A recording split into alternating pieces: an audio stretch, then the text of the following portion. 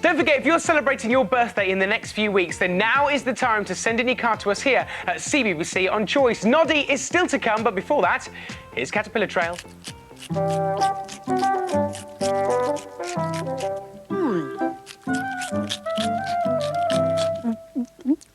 Course. Spotted. Jotted. So it's... Grow it! Join!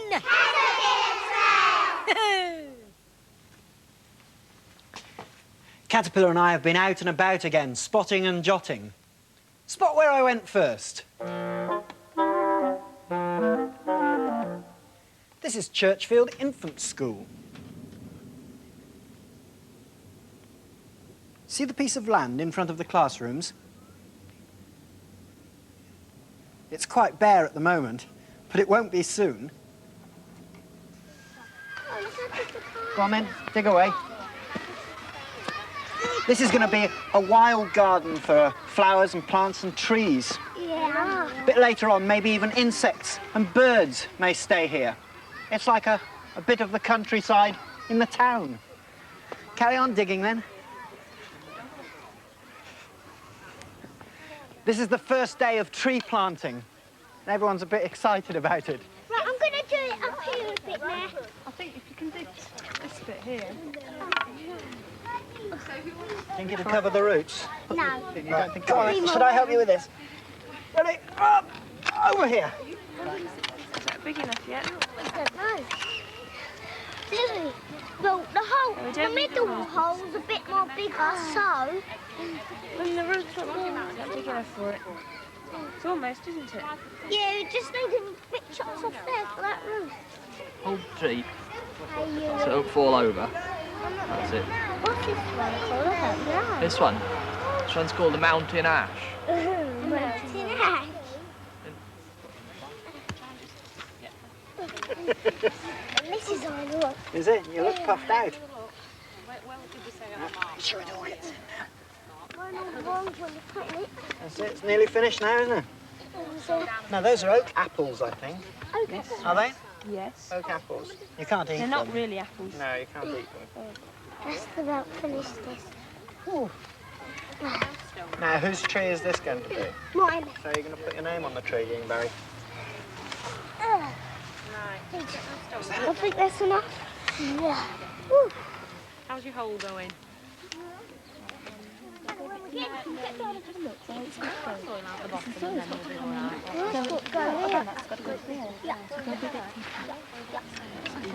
got to be half a metre apart, so your plant's got to go about here, hasn't it? So you want to dig this then the water. Do you think you'll have to put them, when we put them out in the garden, will you have to leave the names on them as well? Why? Because we don't know which one is ours. That's right. They are so small, but as long as you pick them in those This is all going to be. Some seeds are so small, you can't plant them out in the garden because you'd lose them, never be able to find them again. So, you plant them out in seed trays. What are you going to do when the seeds grow? We've got to put them in the garden. In the garden, when they grow, how high do you think? Not that. About that big. And what have you got to do regularly with them? Put water there. That's right. What seeds have you got there? Common nettles. Common nettles. Nettles. These are common nettles. Because it's called red valerian, that means that its flowers are red. Right, you see it growing There we are, look. All the trees have been planted now. It's all finished. How many trees do you think are there? 50. I think we'd better count them. Let's count. 1, 2, 3, 4, 5, 6, over there, 7, 31. Are you sure? No. How many? You've forgotten. You better start again. 1, 2.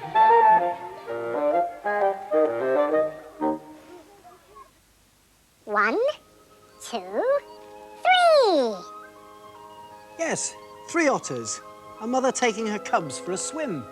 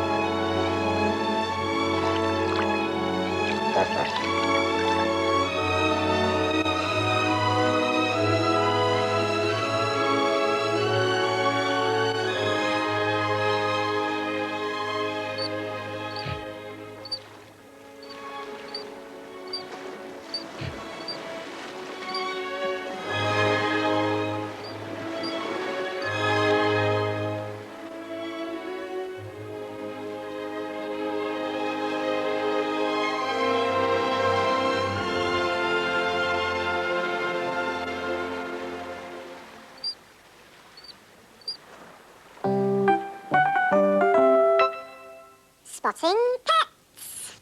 Yes, Thomas's pony. I have a pony called Marmite and a sheep called Scrambler. Marmite and Scrambler are out in the field. Sometimes I have to run over there and get him. And I help to put on a head collar. When we take Marmite away, Scrambler just cries. I keep his bits and things in his stable. I brush the coat on his bottom and on his side. Marmite too get stones in them, and I have to clean them out with a hoof pick. I put the saddle on Marmite. I put the tail mane into his tail. I have to put my hat on when I ride him because I might fall off. When I'm riding him, I trot sometimes. I say trot when I want to go trotting. When I want to stand still, I say stand, Marmite.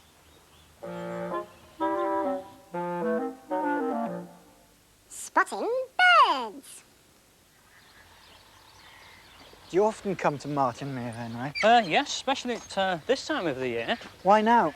Well, it's a particularly good time for wintering wildfowl here at Martinmere.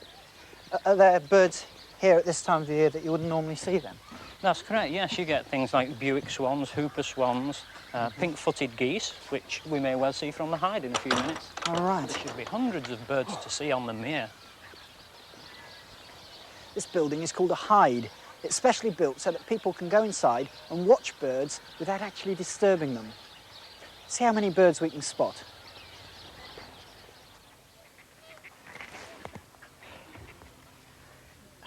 These are the windows in the Hyde. They're very small, a bit like slits really, just enough for people to be able to look at the birds through.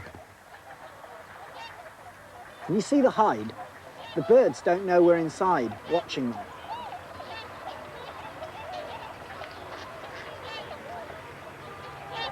Ray knows a lot more about birds than I do, so perhaps he can point out what birds are out there now.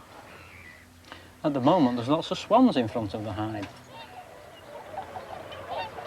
The hooper swans come from Iceland to winter here at Martinmere, and so do the Buicks, but the Buicks come all the way from Russia. They've flown all the way over to here? They have, just yes. for the winter? And of course, they'll be going back very shortly. They come here because it's milder than in Russia or Iceland? That's correct, yes. I mean, we don't think it's particularly warm here, of course, but the birds do. How do they cope with all the ice? Do they mind? It is in fact a theory that they stand on one leg in order to conserve body heat. Because if you've 2 feet on the ground, it should be colder. Yeah. Well, there's plenty of ducks out there as well. There is, isn't there? There's some male and female mallard, which are, of course, a very common duck. Ray, what are those with the lovely brown top of the back above the collarbone? White collar, black head ducks on the first spit. Red beak. Those, yes, those are the shell ducks, the large ones. Yes, those aren't they are beautiful? The largest British duck.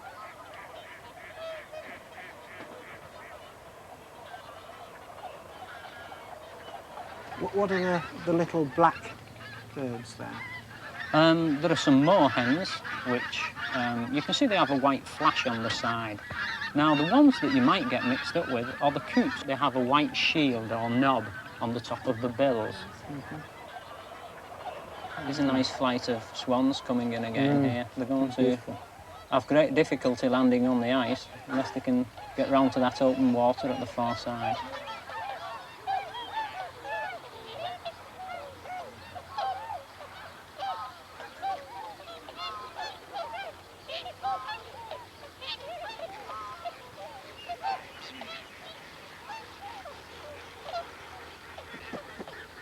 I don't think I've ever seen so many birds in one place.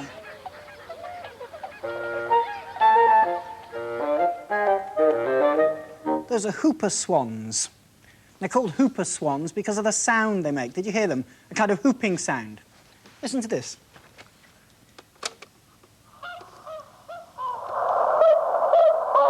It is a kind of whooping sound, isn't it?